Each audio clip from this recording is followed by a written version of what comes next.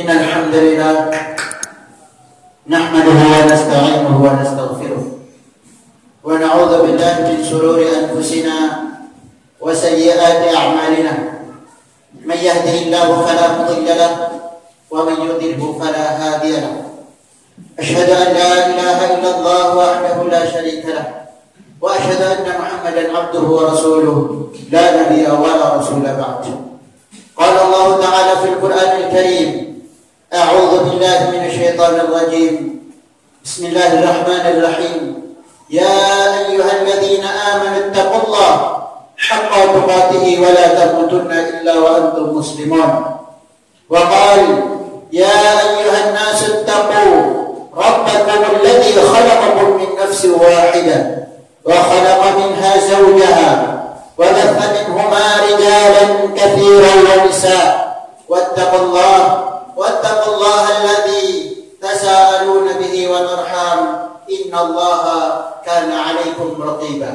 فإن أحسن الكلام كلام الله وخير الهدى هدى محمد صلى الله عليه وسلم وشر الأمور محدثاتها وكل محدثة بدعة وكل بدعة ضلالة وكل ضلالة في النار.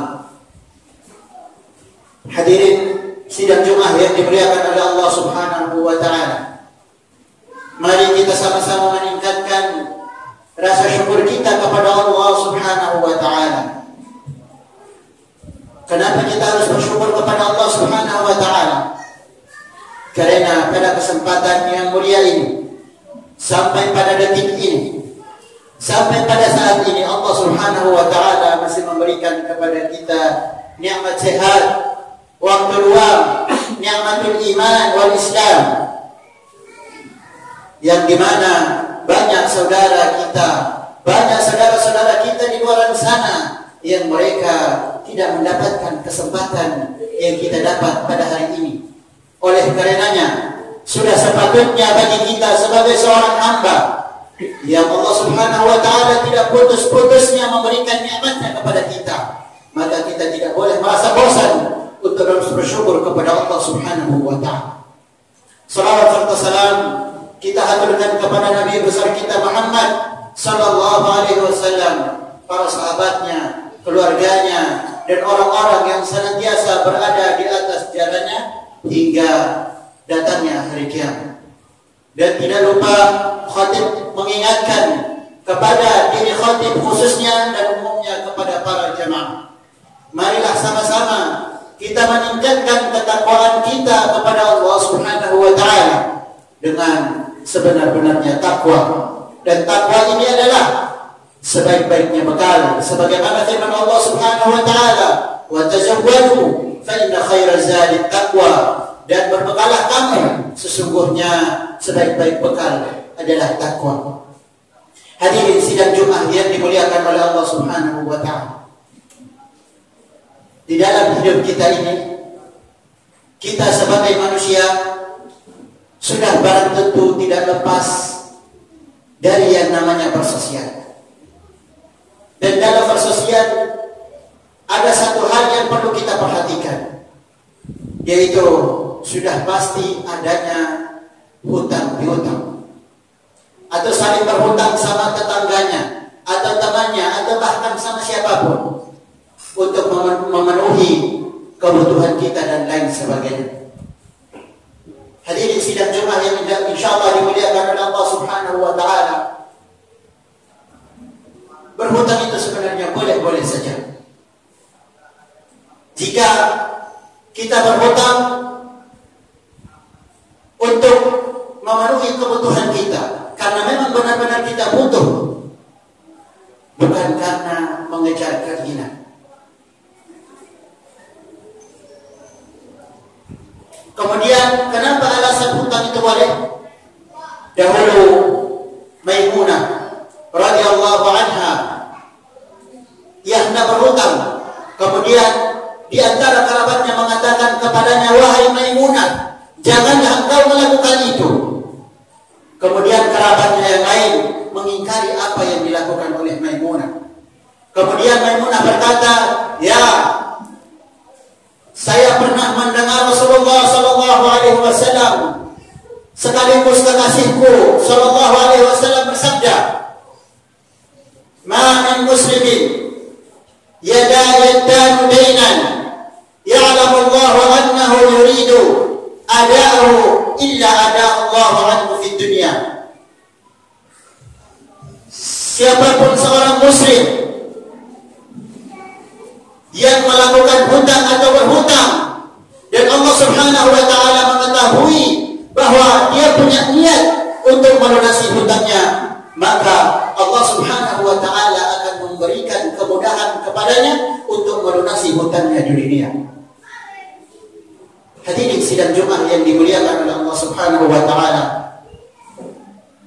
seperti yang sudah kita sampaikan bahwasanya berhutang boleh apabila karena kebutuhan, bukan karena mengejar keinginan.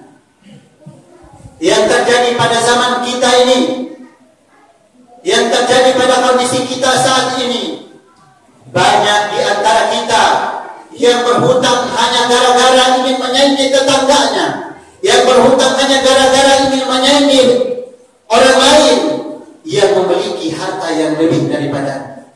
Berhutang agar kelihatan kaya, berhutang agar kelihatan mewah, dan lain sebagainya. Oleh karenanya, jika ingin berhutang hanya karena ingin dianggap kaya atau sok-sokan kaya, maka perhatikan sabda Nabi sallallahu alaihi wasallam dari Aisyah radhiyallahu anha.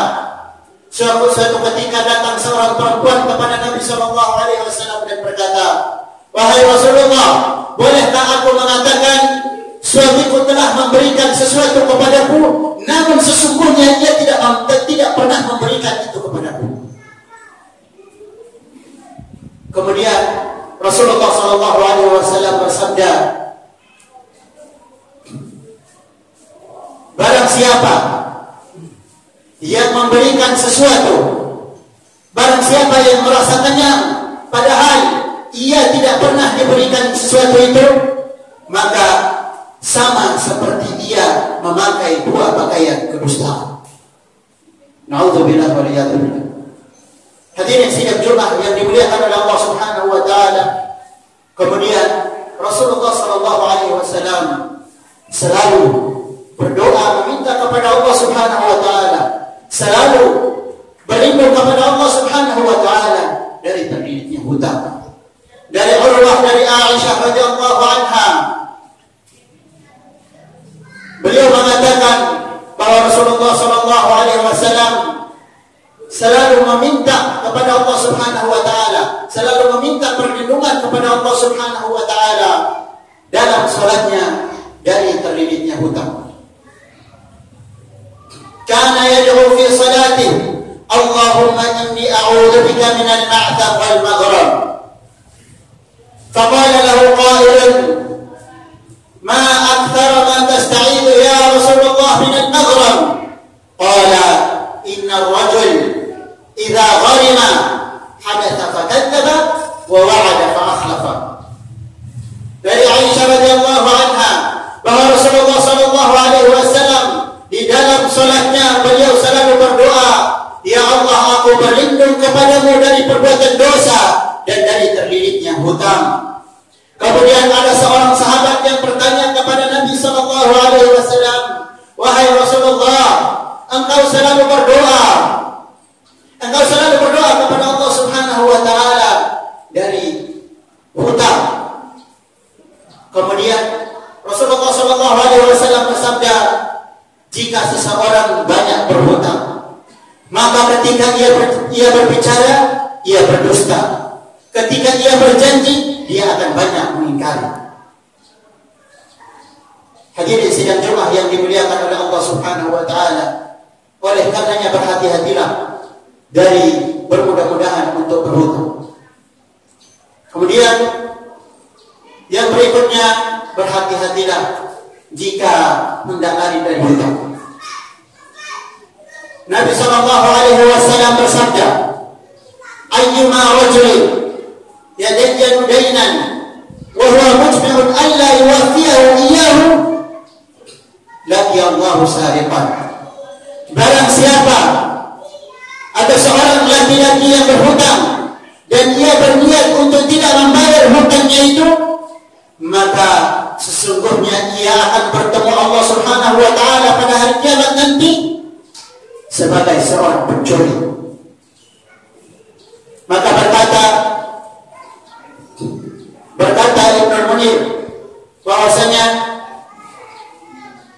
yang dimaksud seorang pencuri di sini adalah dia disamakan dengan orang-orang yang mencuri pada hari kiamat nanti, dan mereka dihukum sebagaimana hukuman orang-orang yang mencuri. Kemudian dari Abu Hurairah radhiyallahu anhu, Nabi sallallahu alaihi wasallam bersabda, "Man akhadha amwalan nas yuridu an yuwafiyahu wafahu Allah." Bahwasanya barang siapa yang mengambil harta manusia dalam rangka untuk menghancurkannya, maka sesungguhnya Allah Subhanahu wa taala akan menghancurkannya pula. Hadirin sidang Jumat yang dimuliakan oleh Allah Subhanahu wa taala. Kemudian bahaya dari hutang di antaranya adalah pada hari kiamat nanti kebaikan seseorang yang berhutang akan diambil untuk melunasi hutangnya tersebut. Sebagaimana sabda Nabi sallallahu alaihi wasallam, "Man mata wa alaihi dinarun aw dirhamun faqudiya min hasanatih, laisa thamma dinarun wala dirhamun." Bahwasanya barang siapa yang meninggal sedang ia memiliki 1 dirham hutang ataupun 1 dinar, maka pada hari kiamat nanti kebaikannya akan diambil untuk melunasi hutang tersebut. Karena pada hari kiamat nanti tidak ada lagi yang namanya dinar ataupun dirham. Hadirin sidang Jumat yang dimuliakan oleh Allah Subhanahu wa taala. Kemudian yang perlu diperhatikan, berhati-hatilah dari berhutang dengan cara riba. Apa maksudnya? Berkata para ulama, kullu qardin jarra manfa'atan fa huwa riba. Setiap hutang piutang yang di dalamnya diambil keuntungan, maka itulah riba. Dan para ulama semua sepakat mengenai kaidah ini. Sehingga urusan riba ini kita harus sangat berhati-hati dalam urusan riba ini. Dan contoh kecil dari hutang riba ini adalah contoh seorang yang menggadaikan sawahnya. Kemudian orang yang memberi uang tersebut, dia menggarap sawah tersebut, kemudian mengambil manfaat dari sawah tersebut, maka itulah riba. Kemudian riba ini termasuk dosa yang sangat besar. Dan riba ini adalah perbuatan yang dilaknat oleh Allah Subhanahu wa taala dan Rasulnya sallallahu alaihi wasallam. Dari Jabir bin Abdullah, ia berkata, "La'ana Rasulullah sallallahu alaihi wasallam akilur riba wa mukilahu wa katibahu wa shahidaihi wa qala hum sawa'un." Rasulullah sallallahu alaihi wasallam melaknat orang yang mengambil riba atau yang tamir. Dan Rasulullah sallallahu alaihi wasallam melaknat orang yang memberikan riba atau nasabah. Dan Rasulullah sallallahu alaihi wasallam melaknat orang yang mencatat tentang riba atau sekretaris. Dan Rasulullah sallallahu alaihi wasallam melaknat 2 orang saksi yang menyaksikan perbuatan riba atau transaksi riba tersebut. Kemudian beliau sallallahu alaihi wasallam mengatakan bahwa mereka semua sama. Mereka semua mendapatkan dosa yang sama, yaitu dosa riba, karena mereka sama-sama melakukan sesuatu yang haram. Kemudian dosa riba yang perlu kita renungkan. Yang perlu kita renungkan adalah dosa riba itu dosa yang sangat besar, dan riba ini memiliki 73 pintu. Sebagaimana bersabda Nabi SAW bersabda, "Ar-riba thalathatun wa sab'una baban wa aisaruha mithlu an yankiha ar-rajul ummuhu." Rasulullah SAW bersabda bahwasanya riba itu memiliki 73 pintu dosa, dan yang paling ringan seperti seorang anak laki-laki yang menzinahi ibu kandungnya sendiri. Na'udzubillah wa li'adzubillah. Oleh karenanya berhati-hatilah, bermudah-mudahan untuk berhutang, apalagi berhutang dengan cara yang riba. Maka kita berdoa kepada Allah Subhanahu wa taala agar Allah Subhanahu wa taala memberikan kita kemudahan dalam semua urusan kita, dan juga Allah Subhanahu wa taala menjauhkan kita dari perkara bermudah-mudahan dalam berhutang. Aqulu qawli hadza astaghfirullah li wa lakum wa nafa'ani wa iyyakum bima fihi min al-ayati wa dhikril hakim wa taqabbala minni wa minkum tilawatahu fastaghfiruhu innahu huwal ghafurur rahim.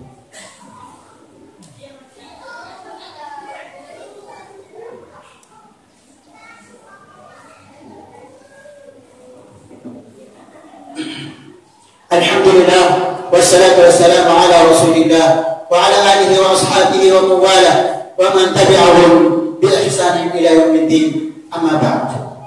Hadirin sidang Jumat yang dimuliakan oleh Allah Subhanahu wa taala, mari sama-sama kita meningkatkan ketakwaan kita kepada Allah Subhanahu wa taala dengan sebenar-benarnya takwa. Hadirin sidang Jumat yang dimuliakan oleh Allah Subhanahu wa taala, jika kita ingin terhindar dari perbuatan dosa hutang ataupun dosa riba, maka ada satu perkara yang perlu kita perhatikan. Apa perkara itu? Perkara yang perlu sangat kita perhatikan adalah qanaah, adalah menerima setiap yang sudah Allah berikan kepada kita, menerima apa yang sudah Allah Subhanahu wa taala berikan kepada kita. Maka insyaallah kita tidak akan mudah untuk meremehkan nikmat yang sudah Allah Subhanahu wa taala berikan kepada kita. Bersabda Rasulullah sallallahu alaihi wasallam, "Unzur ila man asfala minkum wa la tanzur ila huwa man fawqakum, innahu tajdaru alla tajdaru nikmatullah." Lihatlah di bawahmu dalam urusan harta dan urusan dunia, dan janganlah engkau melihat ke atas dalam urusan ini, karena itu akan membuatmu untuk tidak mudah meremehkan nikmat yang sudah Allah Subhanahu wa taala berikan kepadamu. Oleh karenanya, jika ini yang tertanam di dalam hati kita, maka kita tidak akan mudah untuk dengki, kita tidak akan mudah untuk iri, kita tidak akan mudah untuk berhutang, kita tidak akan mudah untuk menyaingi orang lain, karena kita yakin bahwasanya semua yang sudah diberikan oleh Allah Subhanahu wa taala itu adalah hak kita yang memang sudah ditetapkan oleh Allah Subhanahu wa taala, sehingga kita tidak terlalu pusing untuk memikirkan dunia. Oleh karenanya kita berdoa kepada Allah Subhanahu wa taala, semoga Allah Subhanahu wa taala memberikan kita kemudahan dan menjauhkan kita dari perbuatan bermudah-mudahan dalam berhutang ini. Innallaha wa malaikatahu yusholluna 'alan nabi ya ayyuhalladzina amanu shallu 'alaihi wa sallimu taslima. Allahumma shalli 'ala Muhammad wa 'ala ali Muhammad kama shallaita 'ala Ibrahim wa 'ala ali Ibrahim innaka Hamidum Majid. Allahumma ighfir lil muslimina wal muslimat wal mu'minina wal mu'minat al ahya'i minhum wal amwat innaka sami'un qaribun mujibud da'wat ya qadiyal hajat.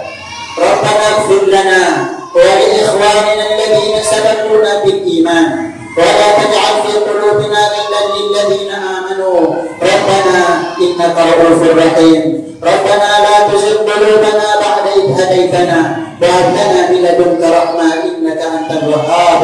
Rabbana la tu'akhidhna in nasina aw akhtana.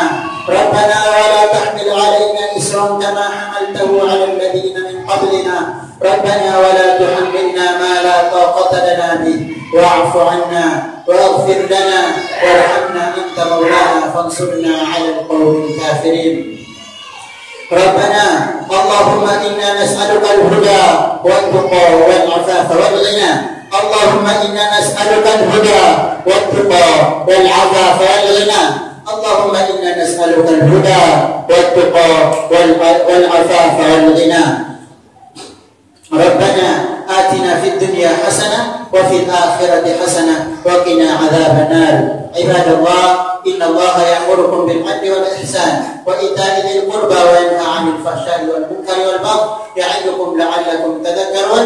فاذكروا الله العظيم يذكركم واشكروه على نعمه يزدكم ولذكر الله أكبر. أقم الصلاة.